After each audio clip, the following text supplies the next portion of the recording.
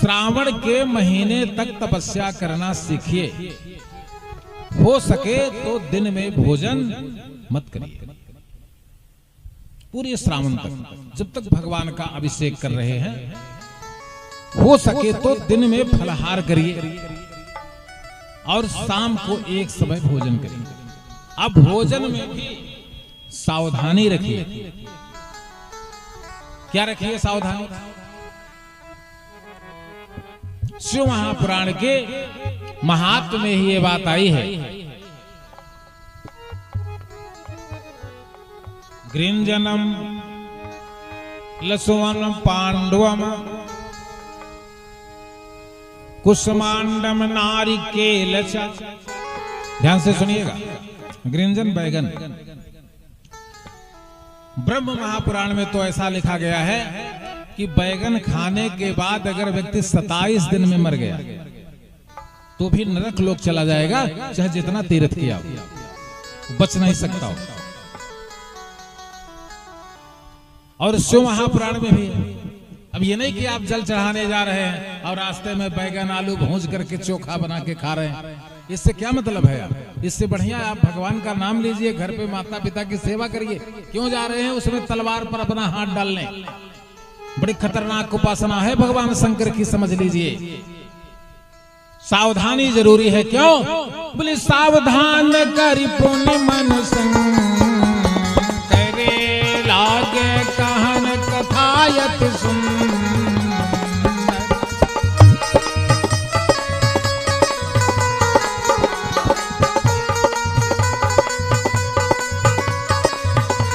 पूरे श्रावण जो भगवान शंकर को जलाभिषेक करने जा रहे हैं अथवा रोज जलाभिषेक कर रहे हैं, वो इतनी चीजें नहीं खाएंगे। गृंजन, बैगन, लहसुन, प्याज, नारियल और सफेद कोहड़े का पेठा। समझ गए कि नहीं समझ गए? सफेद कुमड़े से बना हुआ पेठा यदि किसी व्रत में खाएंगे, व्रत तत्काल प्रभाव से समाप्त हो जाता है। इसलिए कि सफेद कोहड़े की बलि की जाती है देवताओं को, नारियल की बलि की जाती है हमारे हिंदू धर्म में। इसलिए और भी ध्यान देने योग्य है, रसोई में ऐसे मसालों का प्रयोग न करें। आजकल ऐसे ऐसे मसाले बन करके आ रहे हैं, उसको ठीक से पढ़ लीजिए। उसमें भी लहसुन प्याज डाले गए हैं। आप इधर से बच गए तो उधर से चले गए। समझ गए कि नहीं समझ गए? इसलिए और दिनों में खाइए, क्योंकि वहां लिखा है वर्जेत कथा व्रती। जो शंकर जी को जल का संकल्प लिया है उसके लिए वर्जित, जो जल चढ़ाने जा रहा है उसके लिए वर्जित, जो भागवत सुन रहा है उसके लिए वर्जित, जो भगवान सत्यनारायण की कथा सुन रहा है उसके लिए वर्जित। समझ रहे कि नहीं समझ रहे? वर्जेत कथा व्रती और लोगों के लिए नहीं मना। केवल वे लोग उसका पालन करें जो संस्कृति और सनातन धर्म को मानने वाले हैं। कम से कम सावन भर उसका विशेष ख्याल रखें, क्योंकि शंकर जी एक ऐसे देव हैं, यदि अनुशासन से उनकी पूजा करोगे तो जो कोई भी मनोकामना होगी आपको कहने की आवश्यकता नहीं पड़ेगी, उसको वो पूर्ण कर देंगे।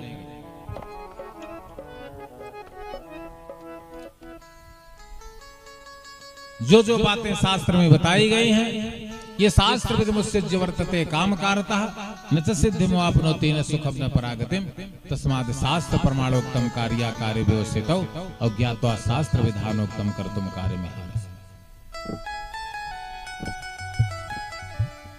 विद्येश्वर संहिता में प्रथम संहिता में भगवान शिवलिंग के प्राकट्य की कथा है।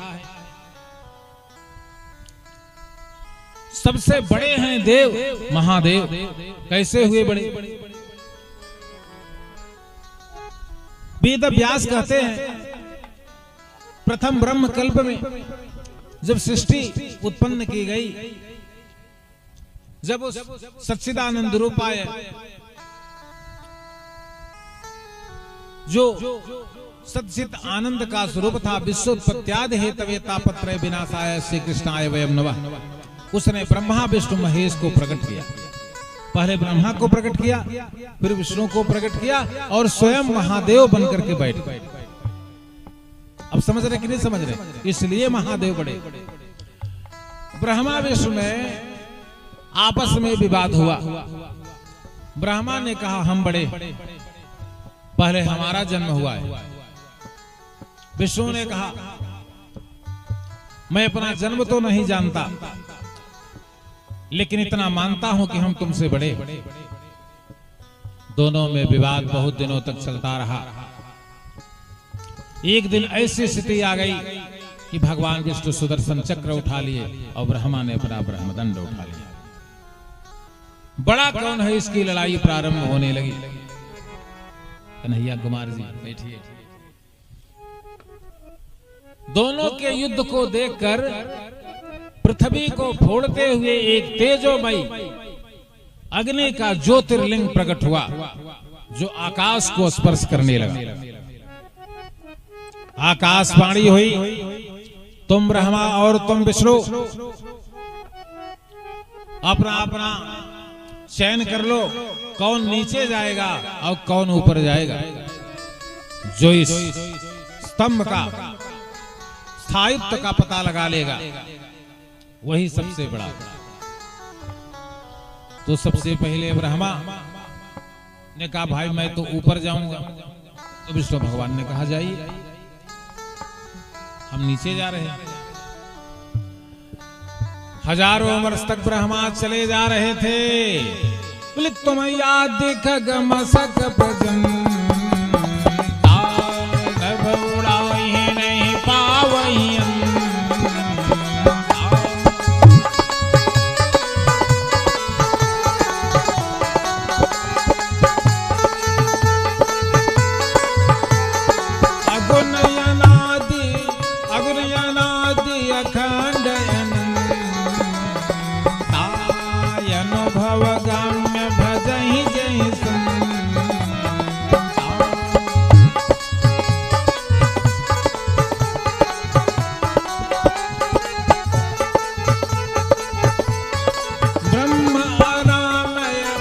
जो शिवलिंग है वो क्या है? वो ब्रह्मय नामय यज भगवन व्यापक यजिदयनादियन।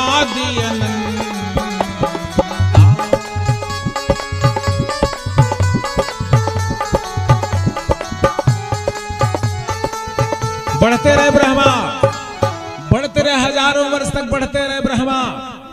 और ऐसे नहीं जा रहे थे। अपने हंस पर सवार होकर के हंस ने कहा महाराज अब मेरे उड़ने की क्षमता समाप्त हो गई, तो नहीं जा सकते ऊपर। तो ब्रह्मा ने कहा देखते हैं। तब तक एक केतके का पुष्प उड़ता हुआ दिखाई दिया, जो आकाश में उड़ रहा था। ब्रह्मा ने उस केतकी पुष्प को पकड़ लिया और कहा बेटा मेरा एक काम कर देना, मैं जब नीचे चलूं तो तुम विष्णु से कह देना कि ब्रह्मा ने उस ज्योतिर्लिंग का पता लगा लिया है, उसकी ऊंचाई कितनी है। केतकी ने डरते हुए कहा ये तो असत्य है, क्योंकि ये जो ज्योतिर्लिंग प्रकट हुआ है यह निर्विकार परमात्मा, इसका कोई आदि अंत नहीं है। केतकी ने क्या कहा? बोले आदि अंत के उजास न पावा, मति अनुमान निगम यस गावा।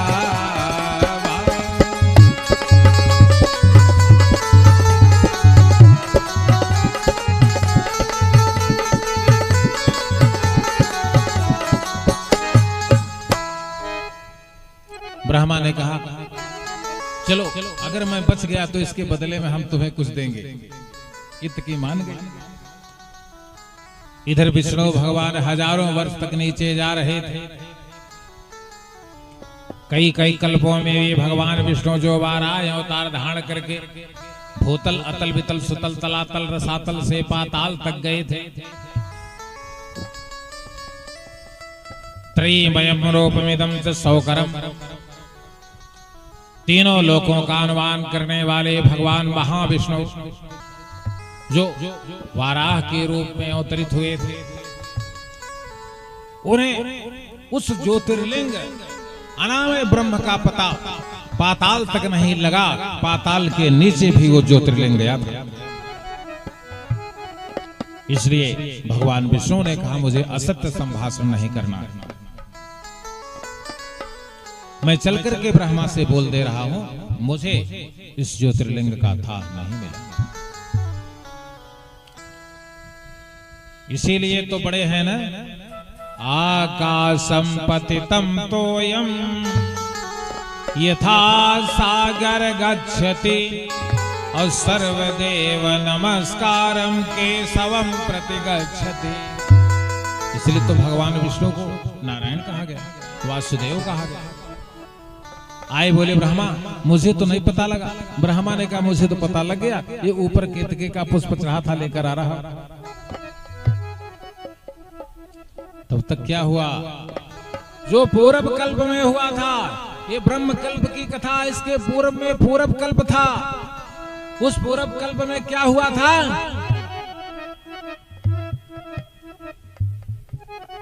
जिसे भगवान शंकर के ज्योतिर्लिंग से प्रकट हुए थे।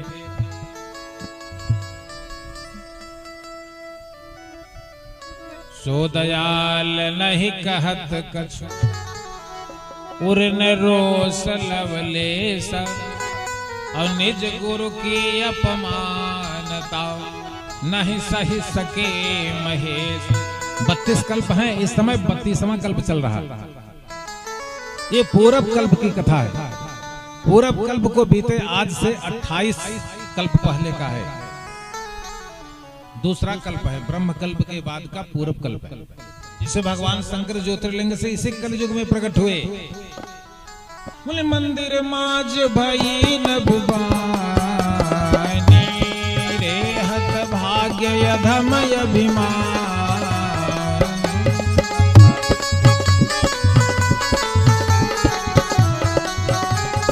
महाबिटप कोटर महु जाई रवध माधम की गति पाई।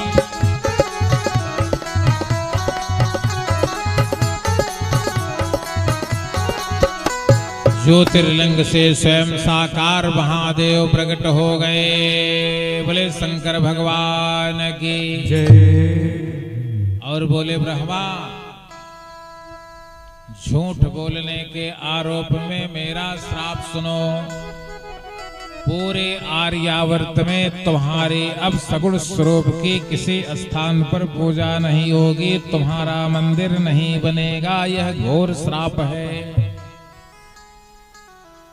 आज भी केवल राजस्थान में अलवर को छोड़कर जहां पर केवल एकाकी ब्रह्मा की मूर्ति,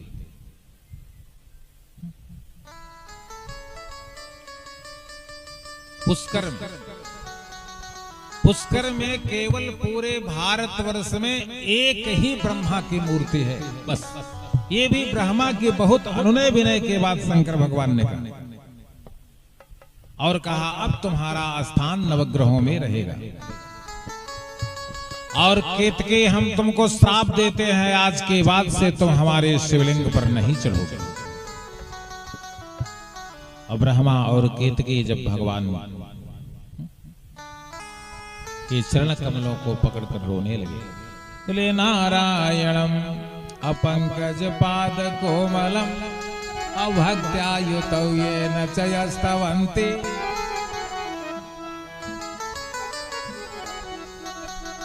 वृथा गतं तस्य नरस्य जीवनम।